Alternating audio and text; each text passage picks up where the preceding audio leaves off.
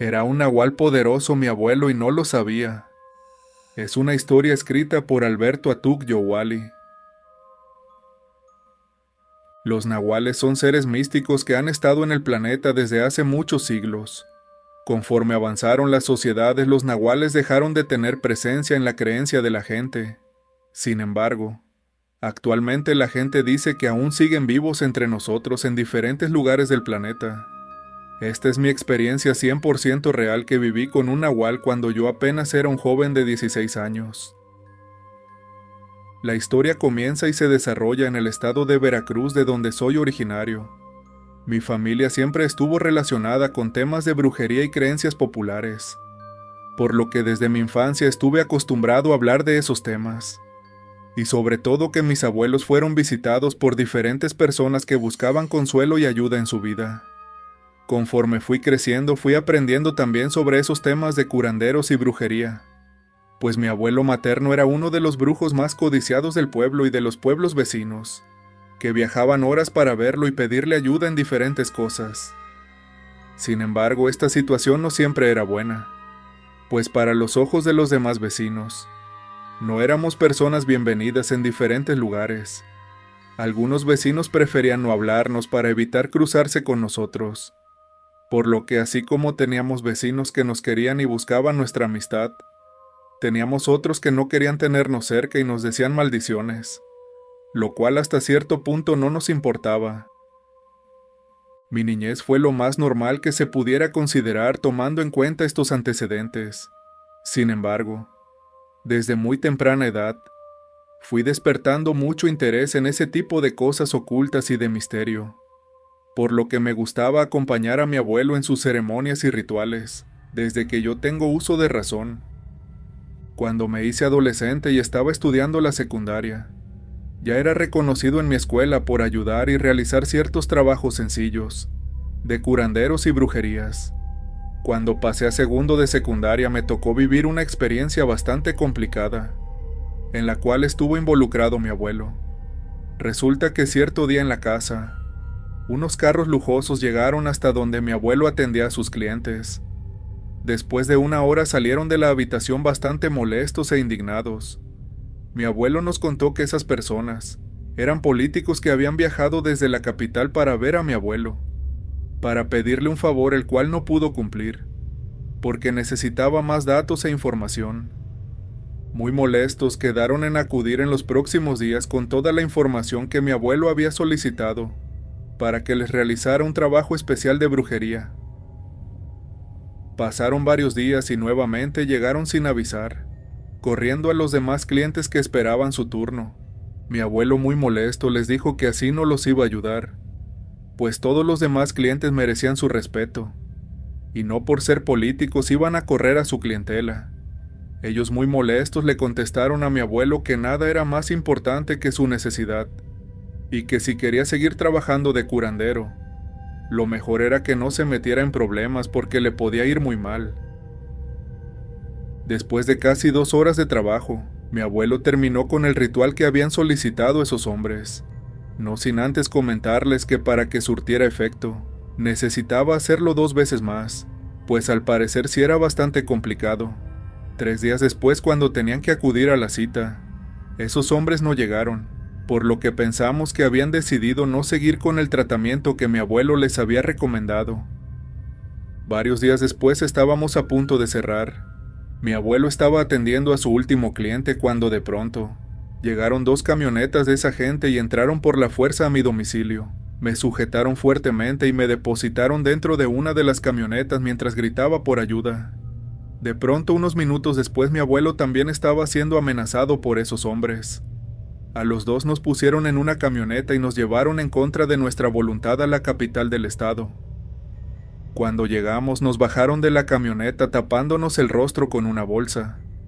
Nos colocaron en una habitación en construcción sin revocar, con un baño que no tenía agua. Nos dijeron que ahí íbamos a dormir, hasta que mi abuelo realizara el trabajo de brujería que no había tenido efecto en el jefe de esos hombres malvados. Al día siguiente mi abuelo fue liberado mientras yo me quedaba viendo el escenario. Resulta que al jefe de esas personas le habían realizado un trabajo de brujería bastante delicado, en el cual su vida estaba en peligro. Por comentarios de diferentes personas del pueblo, llegaron a la conclusión de que mi abuelo era el único que podría ayudar a esa persona, por sus grandes habilidades en el tema. Por eso fueron a buscarlo desde la capital hasta mi pueblo, que estaba bastante alejado.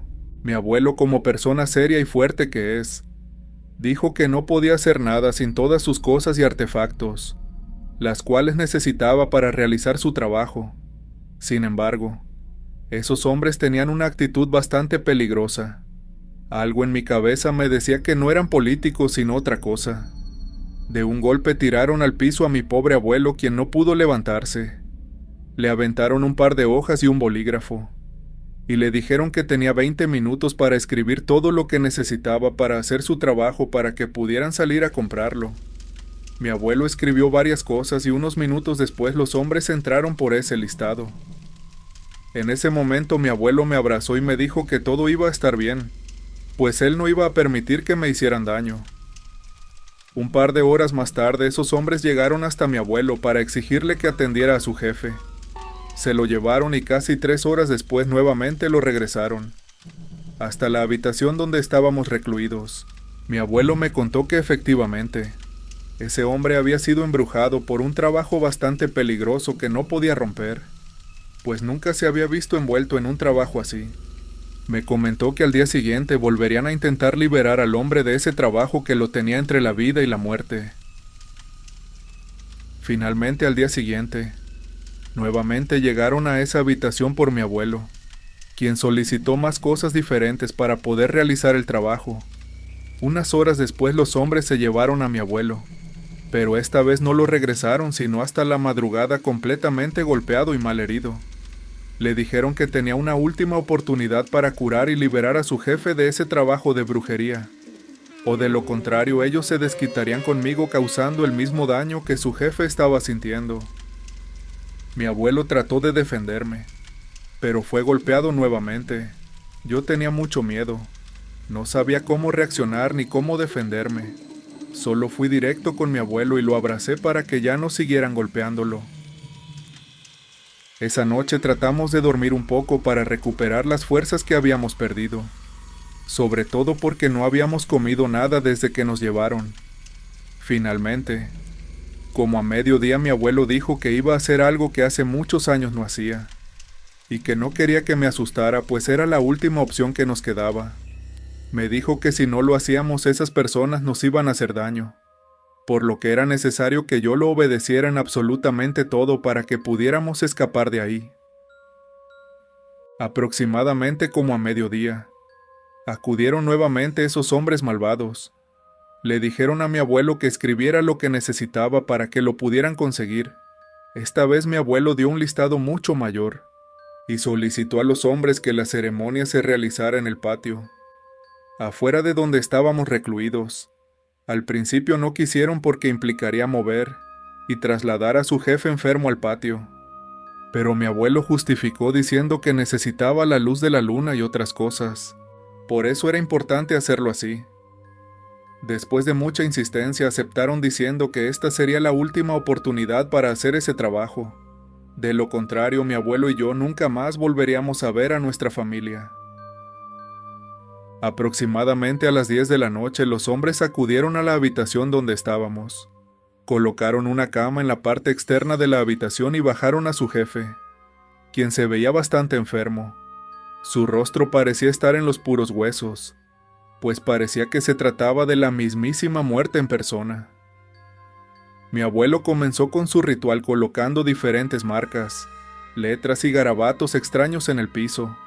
Encendió diferentes maderas apoyado con plantas y hierbas de olores bastante extraños.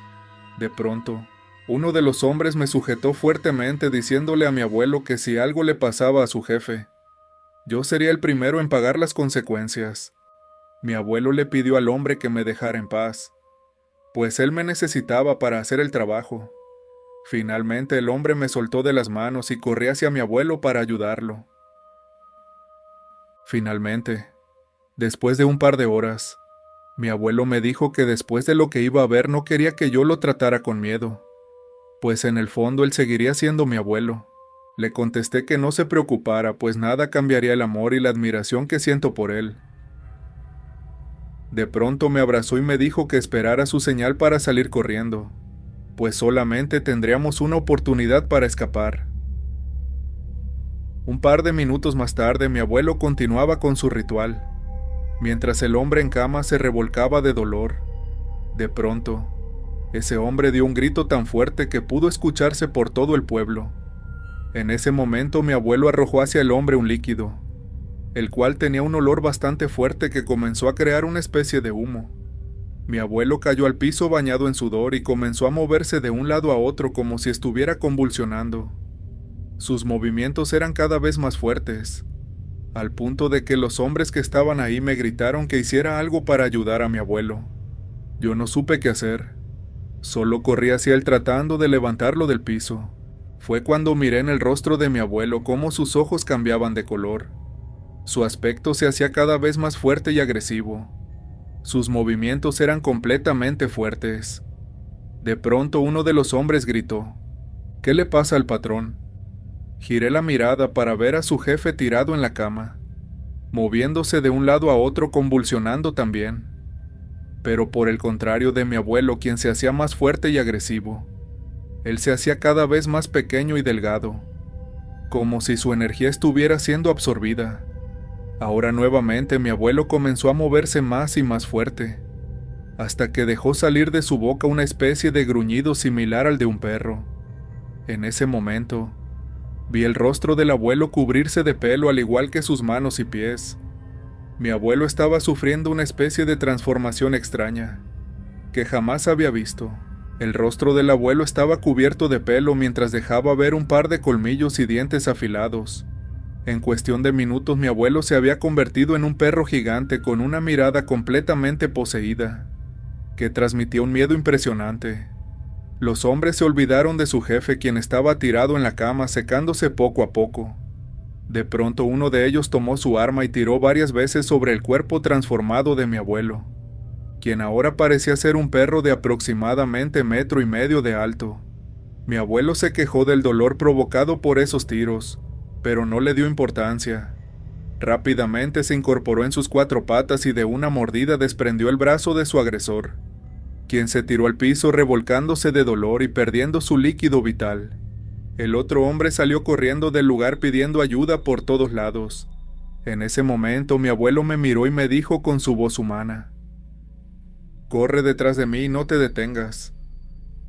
Mi abuelo corrió delante de mí, abriéndose paso entre las diferentes personas que estaban en ese enorme terreno donde estábamos recluidos.